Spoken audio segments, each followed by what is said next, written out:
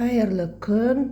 Менің таңертеңгі таңғы асым, міне өзіме окси чайды демдеп қойдым. Қазір ішемін. Міне қоп қою болып шықты. Мына жаққа бет алып қоямын. Міне осындай шай. Шайларыңыз дәмді болсын. Мынау енді біздің мынау окси чай. Мынандай коробкада болады. Ішінде 20 штук. Бұның құрамында корен солодкий бар. Ол қақырықты түсіреді. Қалампыр бар. Қалампыр вирусқа қарсы. Итмұрын бар. Ол шиповник. С витаминіне бай, иммунитетті көтереді. Еще бұның ішінде тағы олун деген жасыл шай бар. Соңғыла бар.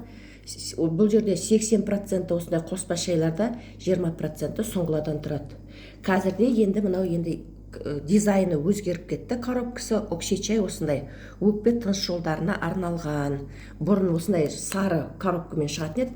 Қазір енді коробкасы осылай болып келді. Мынау жаңадан алғаным без ГМО. Бұның ішінде де 20 не? Міне 17 декабрь 25 жыл шыққан. Осындай міне окси чай.